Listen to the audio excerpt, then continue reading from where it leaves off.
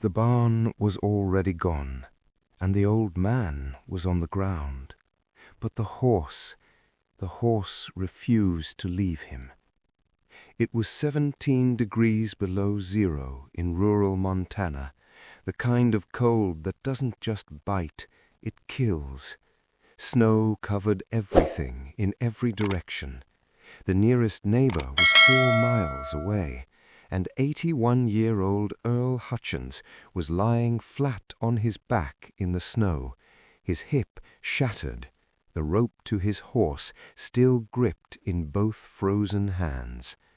Behind them, what was left of his barn was swallowed in fire, orange and red clawing up into the gray morning sky, smoke so thick it blotted out the sunrise.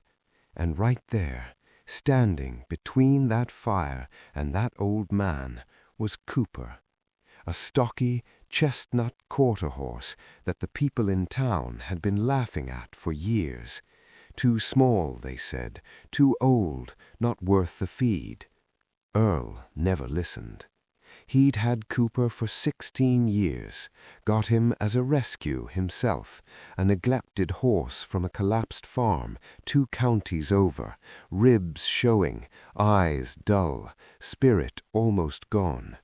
Earl brought him home in a borrowed trailer and spent the better part of a year just earning his trust.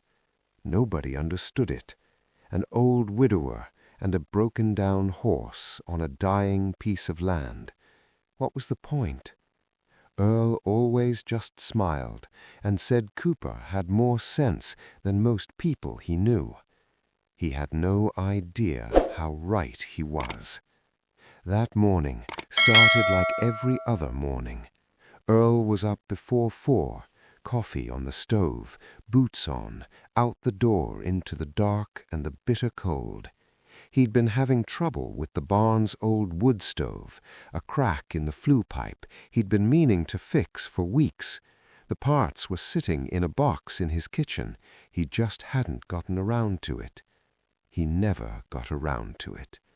Somewhere around 5 in the morning, the stove caught the wall. Earl didn't even realize it at first. He was on the far side of the barn, checking on Cooper's water trough. And then Cooper started acting strange. Not nervous strange, not scared strange, purposeful. The horse pushed against Earl with his nose, hard, kept doing it. Earl told him to settle down, but Cooper wouldn't stop. He bumped Earl again, harder, toward the barn door. Earl turned and saw the glow at the back wall. He ran, tried to open the stalls, got 2 of his 3 animals out, made it outside into the snow, Cooper beside him, when the roof at the far end gave way with a sound like a gunshot. The shock wave knocked Earl off his feet. He hit the frozen ground hard, right hip first. He knew immediately it was bad. The pain was unlike anything he'd felt since his wife passed 6 years ago, and she used to say grief had a physical weight. This was heavier. He couldn't stand, couldn't crawl. The cold was already working through his jacket. He called out, once, twice. Nothing came back but the sound of the fire. And then Cooper was there, standing over him, not running, not scared from the flames like every survival instinct told him to, just standing there, right there, between Earl and that burning structure like a living wall. Earl reached up and grabbed the lead rope, and he held on. That's all he could do, hold on. Cooper didn't move. 15 minutes passed, then 30. The fire roared.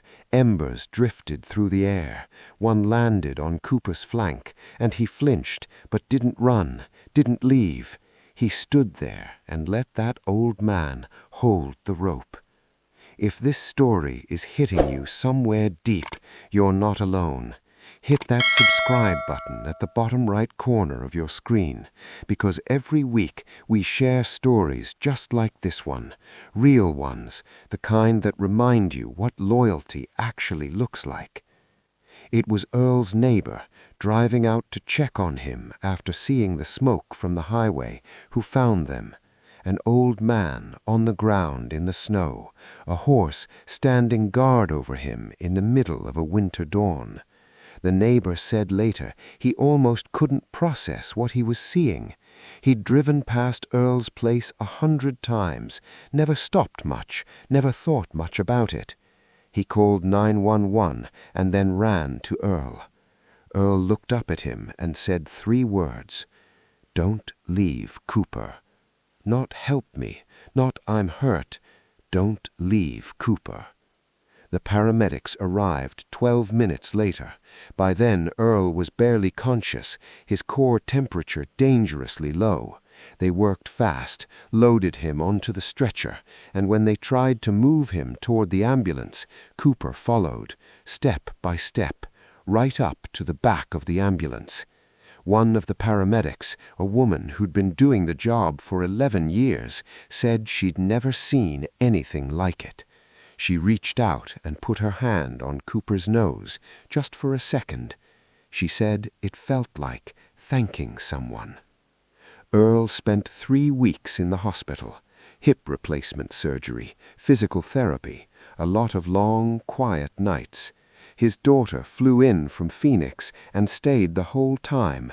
She said what surprised her most wasn't his father's recovery. It was what he said when she asked him if he was scared that morning. He said no. He said, "Cooper was there. I knew I wasn't going to die alone." The barn is still a pile of ash and blackened timber. Earl is back home now, walking with a cane, moving slow, but moving. And every single morning, before the coffee, before anything else, he walks out to the paddock where a chestnut horse waits by the fence. Same spot every day, like he's been counting the hours. The people in town don't laugh anymore. They don't say anything at all when Earl and Cooper walk past. Some of them look away, some of them just watch, because some things don't need words. A man flat in the snow in 17 below weather, a fire eating everything he built, and a horse that had every reason to run, who chose instead to stay. That is what loyalty looks like when it has nothing left to prove. That is Cooper. And the morning he stood guard over the man who believed in him when no one else would, that morning will stay with everyone who hears this story for the rest of their lives. If Cooper's story moved you, if you felt that, then share this with someone who needs to be reminded that loyalty still exists in this world. Subscribe right now at the bottom right corner of your screen. We find these stories every week, the ones that are real, raw, and worth every second of your time. Don't miss the next one, because somewhere out there, another Cooper is waiting to show the world what it means to never give up on the ones you love.